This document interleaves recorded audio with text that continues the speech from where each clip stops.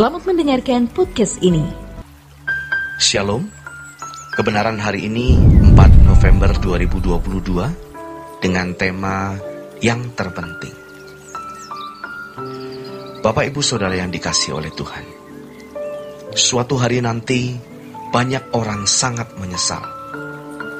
Penyesalan yang tidak bisa digambarkan atau dilukiskan dengan kata-kata. Alkitab mencoba melukiskan penyesalan itu dengan ratap, tangis, dan kertak gigi. Penyesalan yang juga bisa merupakan kemarahan.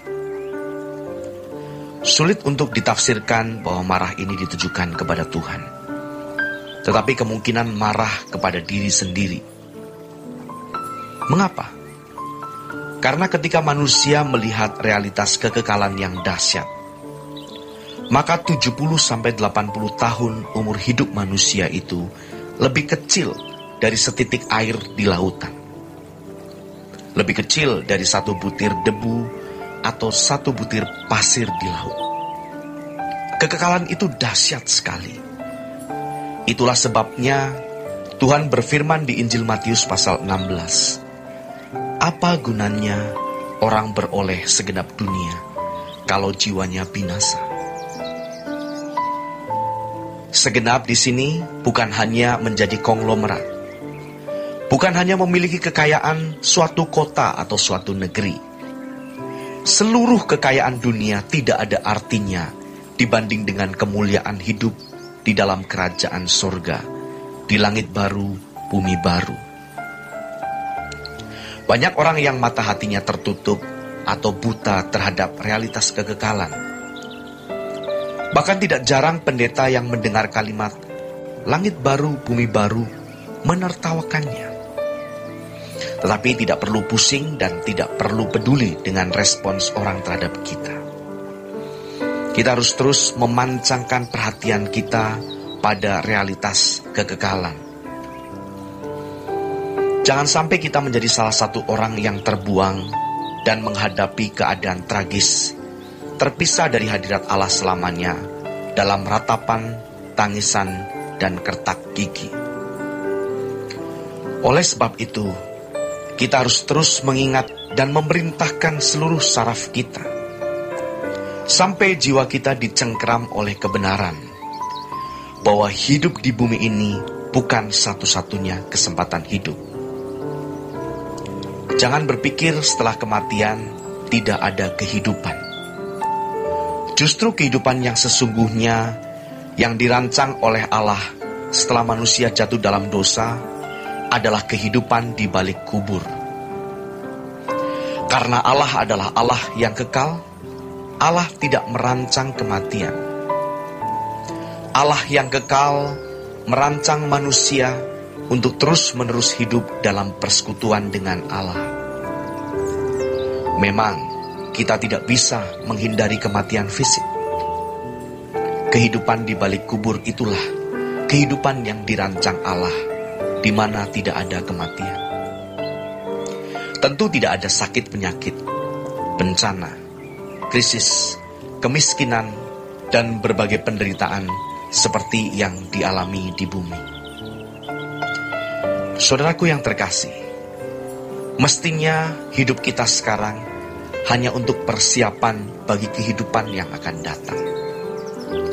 Kita harus sungguh-sungguh memberikan kesempatan untuk membangun dan mempersiapkan diri untuk masuk dunia yang akan datang.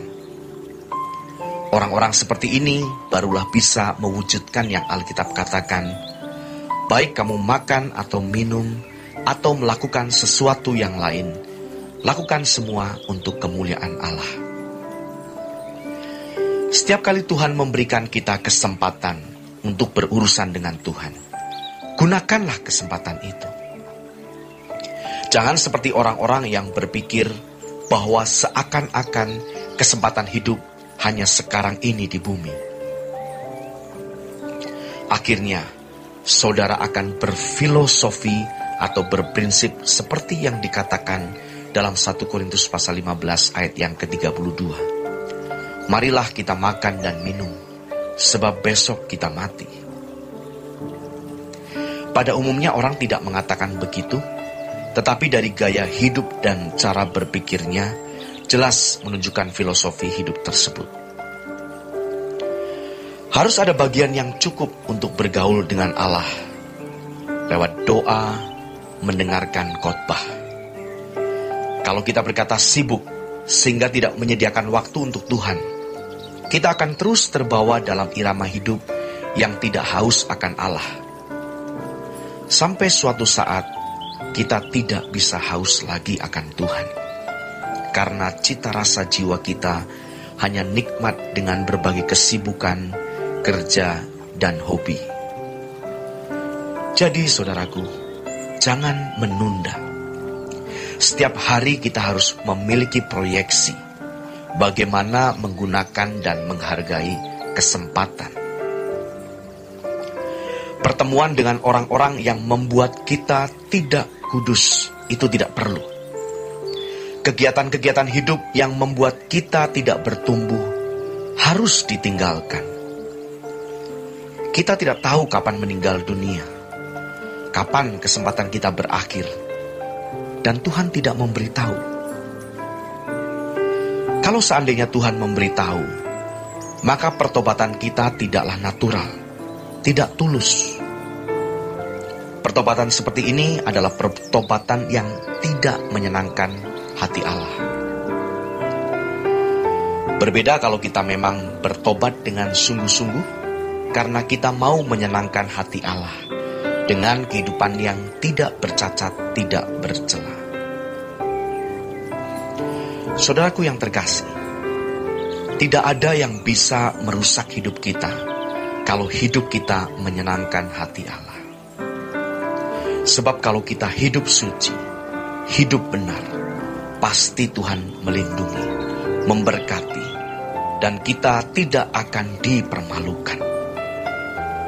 Kita bersedia bertobat setiap hari, bukan karena mau mati, melainkan karena sadar kita ini ciptaan Allah yang hidup hanya untuk menyenangkan Dia dengan setiap kata yang diucapkan, dengan gerak pikiran dan perasaan kita.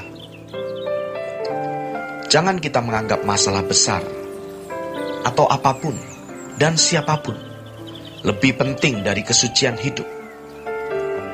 Rendahkanlah diri di hadapan Tuhan. Akui keadaan kita yang masih jauh dari kehendak Allah. Akuilah setiap kesalahan sekecil dan sehalus apapun. Mulailah berjalan di dalam kesucian Tuhan. Itulah persiapan untuk kekekalan. Demikian renungan pada hari ini. Tuhan Yesus memberkati.